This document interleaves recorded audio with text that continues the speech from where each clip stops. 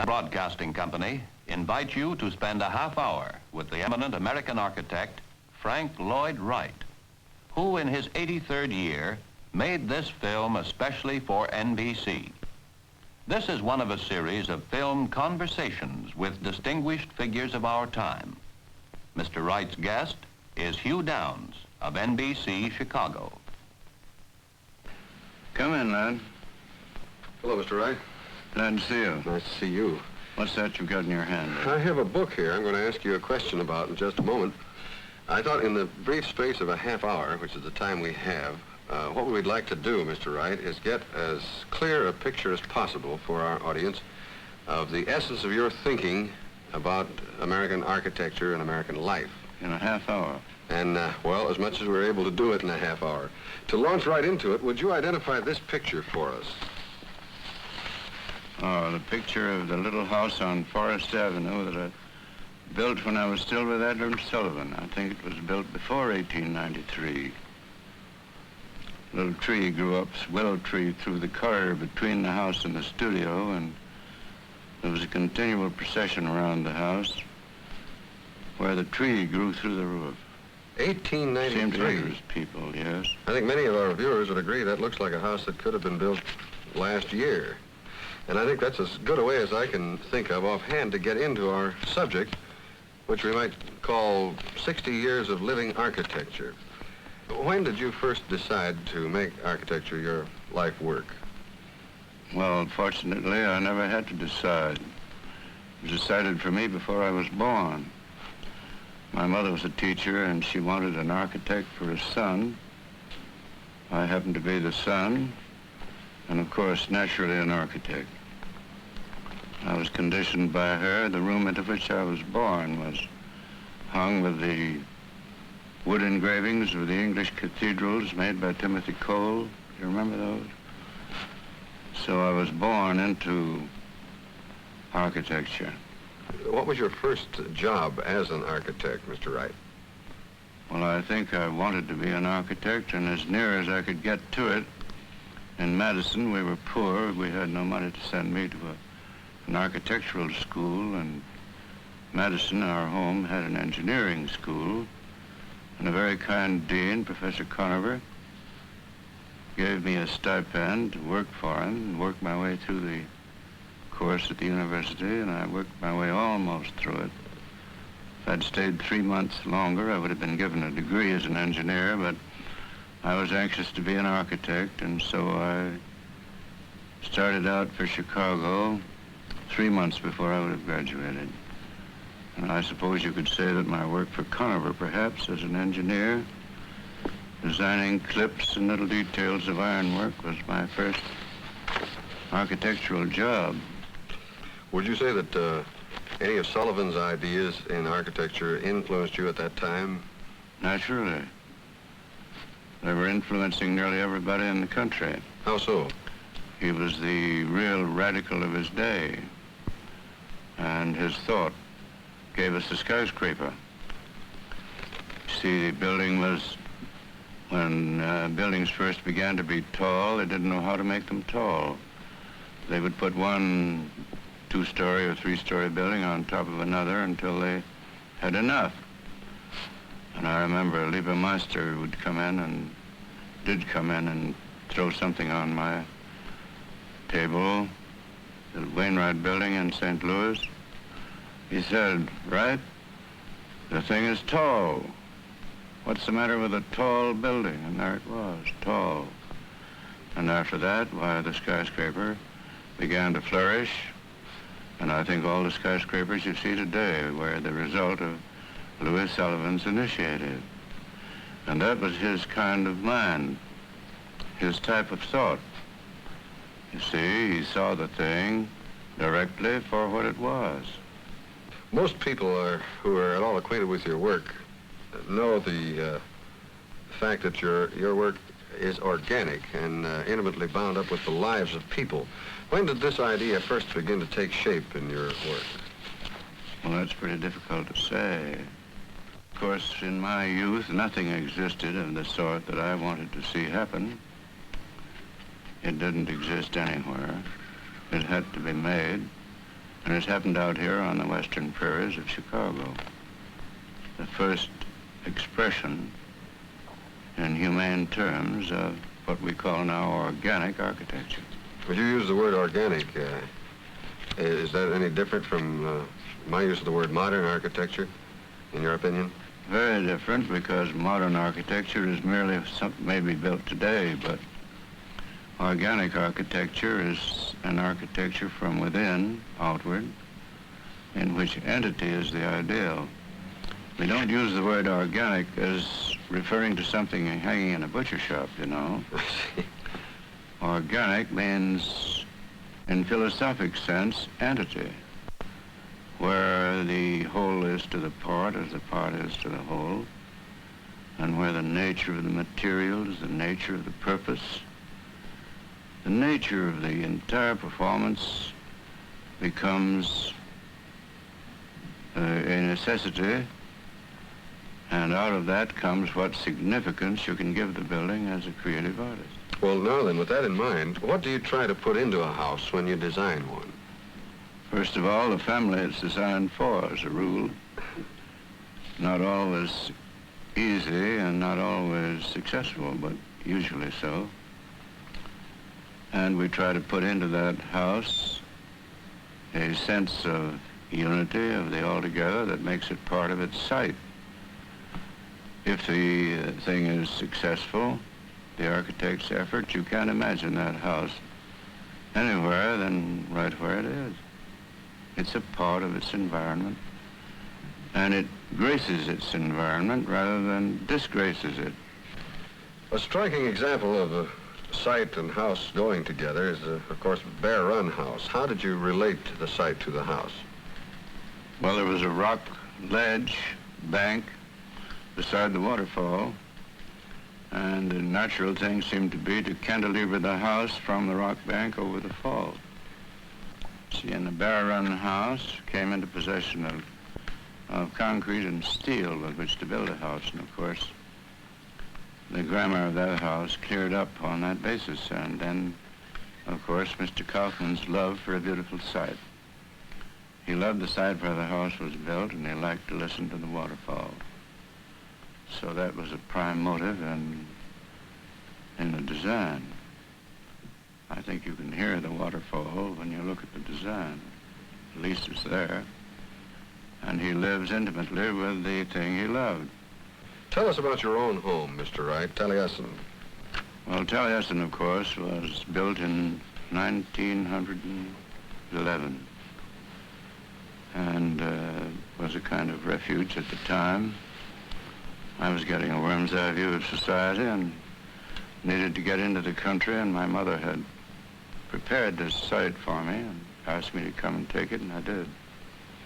And of course, the countryside is southern Wisconsin, low hills, protruding rock ledges, wooded site, and the same thing applied to Taliesin. It applied to, later on, to Bear Run.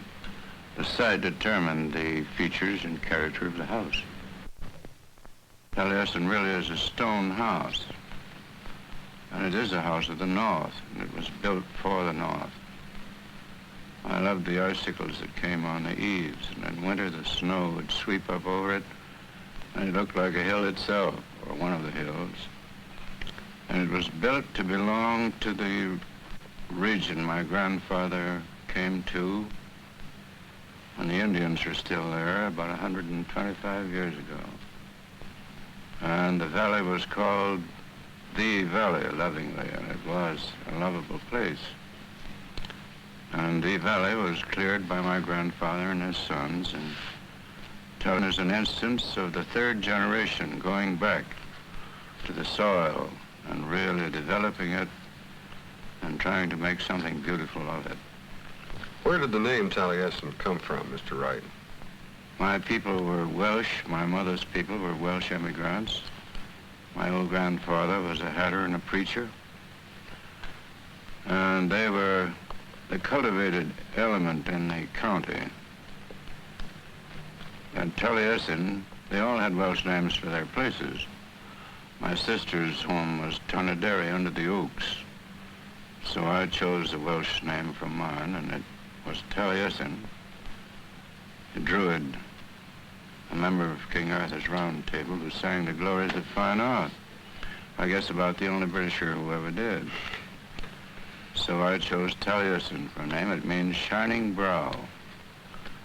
And Taliesin is built like a brow on the edge of the hill, not on top of the hill, because I believe you should never build on top of anything directly.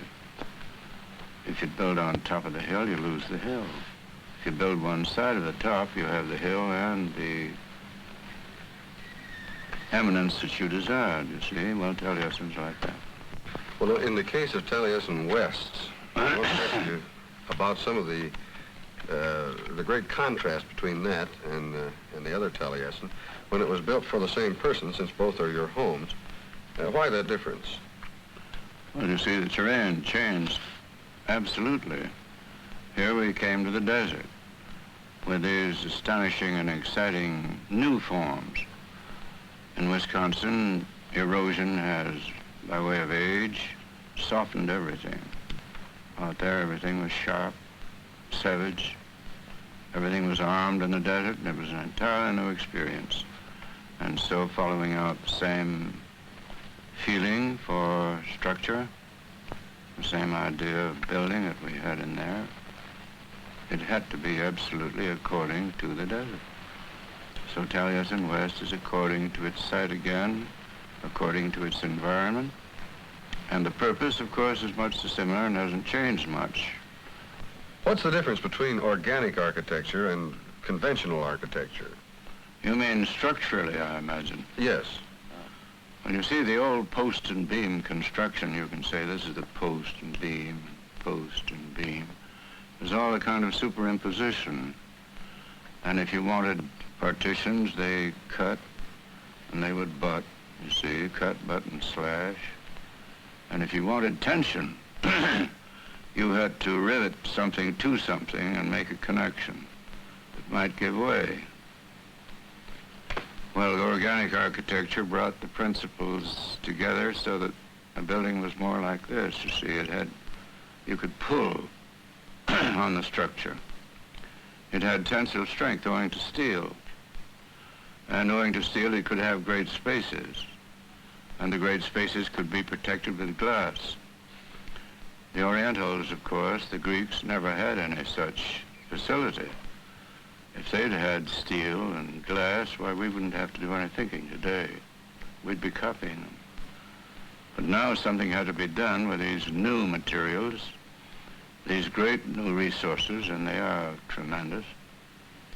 And because of that principle of tenuity, we could use the cantilever, and into structure came this element of continuity.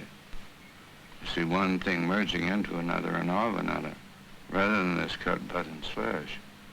In other words, this same element of strength. That's what brought the Imperial Hotel through intact through the earthquake. That principle of tenuity, and of this, instead of rigidity which could be broken.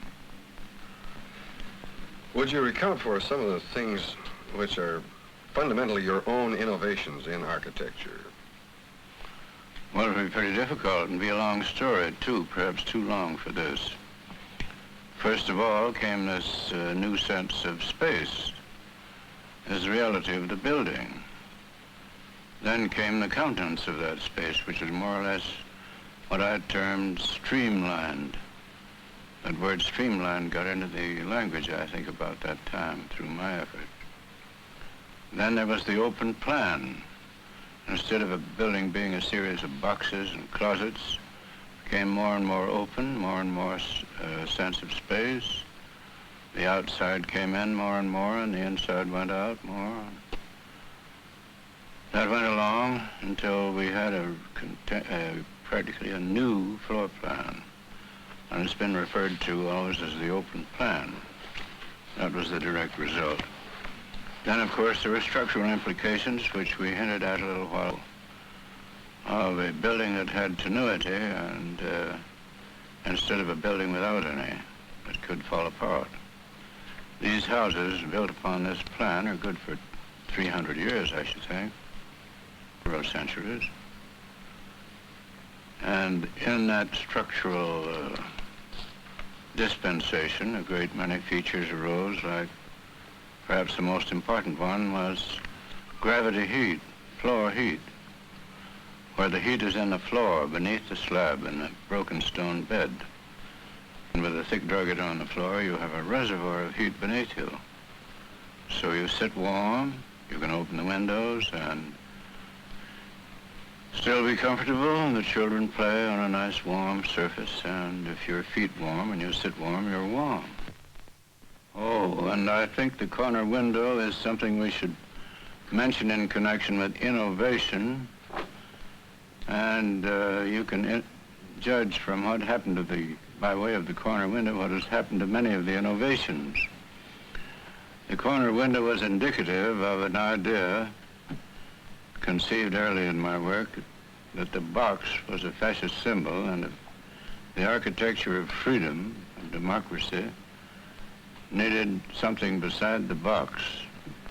So I started out to destroy the box as a building. Well, the corner window came in as all the comprehension that ever was given to that act of the destruction of the box. The light came in where it had never come before. Vision went out, and you had screens instead of walls.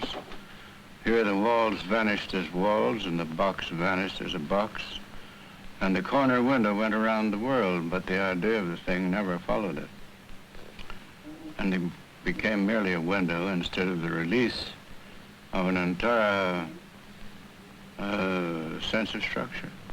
I've heard indirect lighting attributed to you. Is that... I did the first so-called indirect lighting very early, I guess it was about 50 years ago. Incorporated it behind shelves, cast it on the ceiling, then burying it in the ceiling and in various ways, doing, I suppose, nearly everything that's being done today. I don't know of anything new. You've recently built a new church, and it's not typical of most churches in our experience. Could you tell us why? Well, there you see, the Unitarianism of my forefathers found expression in a building by one of the offspring.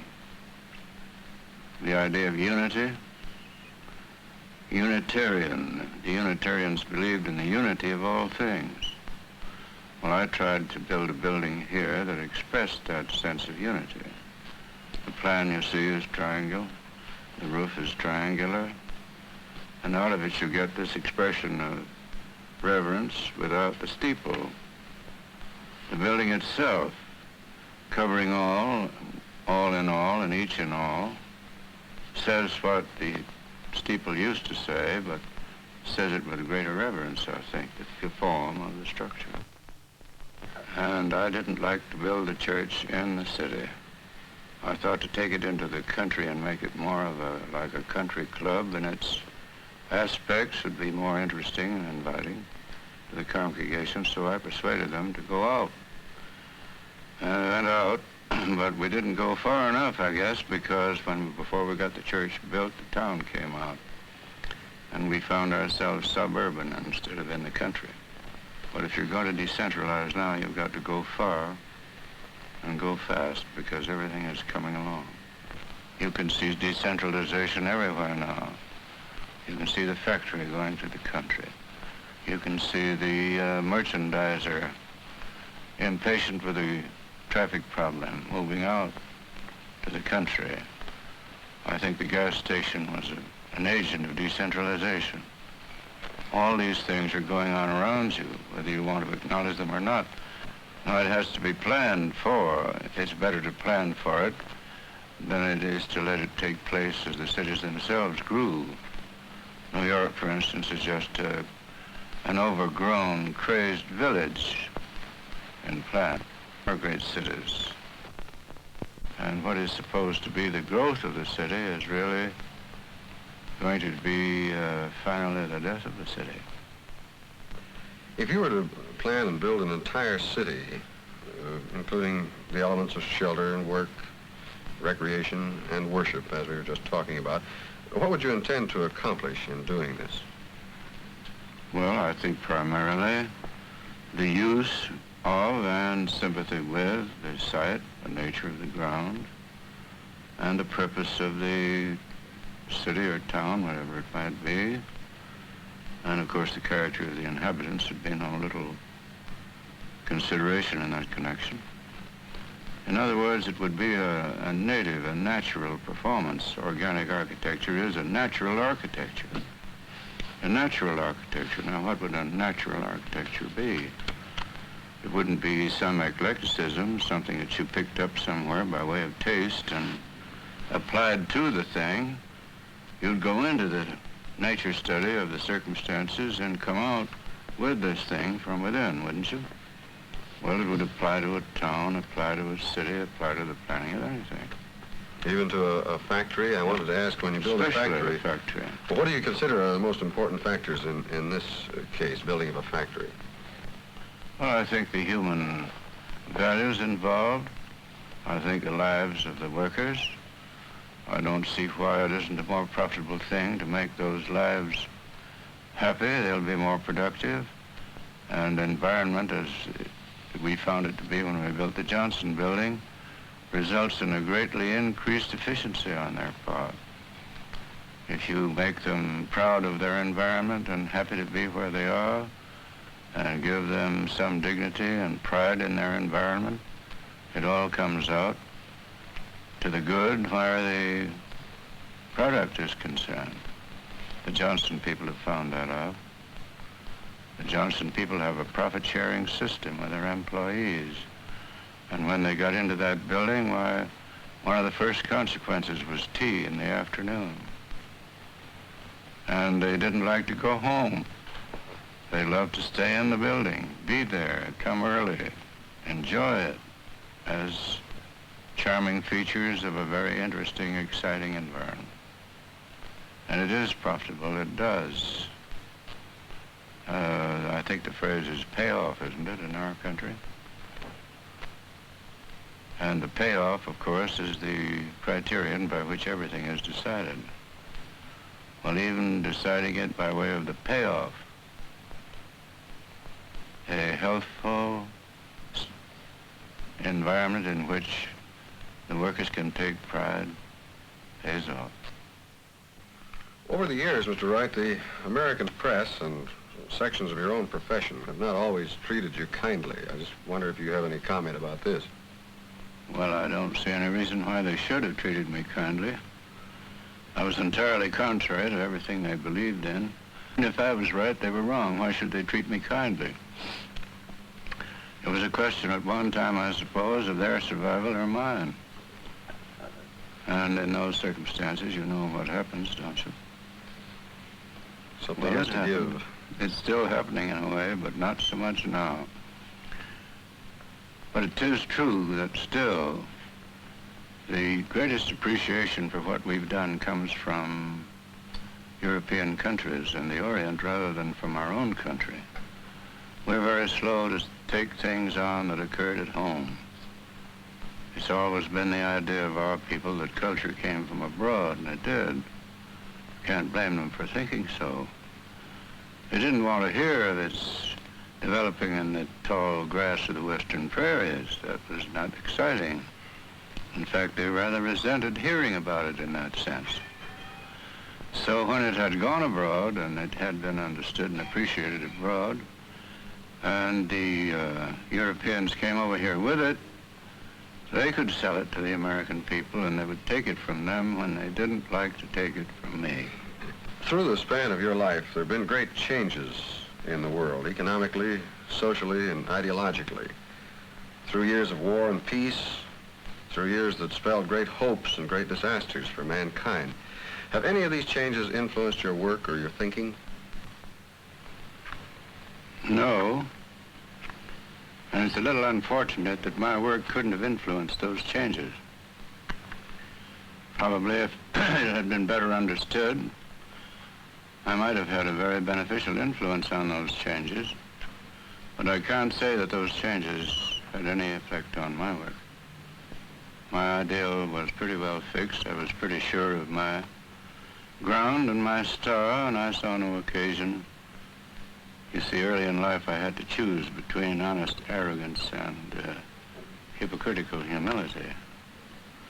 I chose honest arrogance and have seen no occasion to change even now. We're pursuing the same center line through all changes, and I'm confident that the principle of our work, which is its heart and center line, is really the ideology of a democracy. And if democracy is ever to have a free architecture, I mean if it's ever to have freedom, have a culture of its own, architecture will be its basic effect and condition, and I believe we have the center line of that architecture. Architecture for freedom and for democracy. Among other things, you're a teacher, Mr. Wright. In your years of experience, what conclusions have you reached as to the roles and duties of the teacher and those of the student? I'm expected to answer that now, am I? I'm no teacher.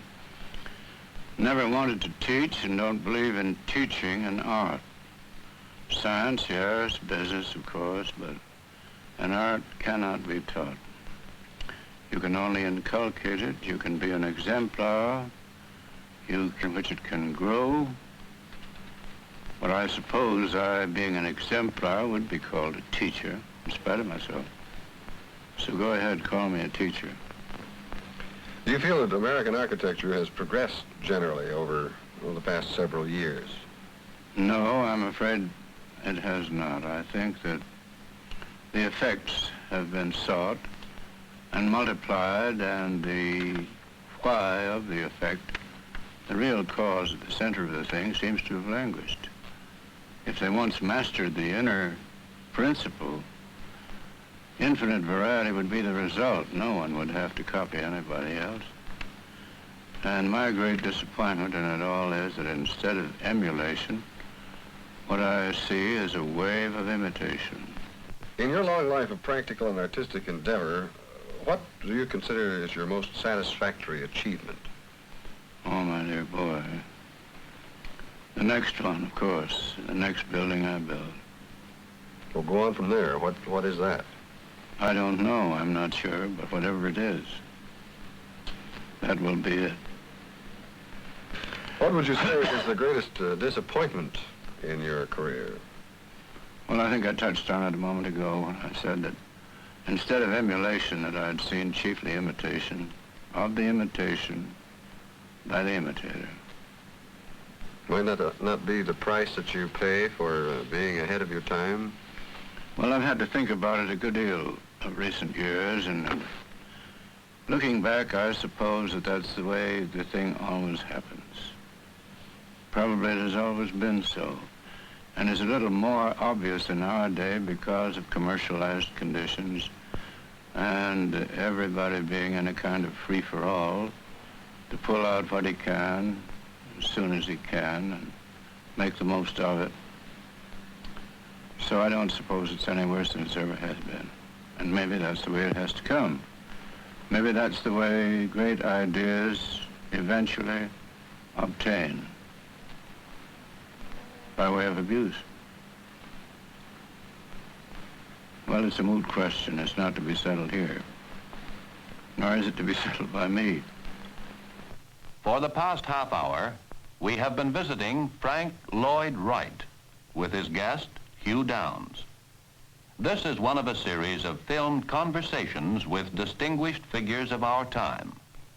Mr. Wright made this film especially for NBC.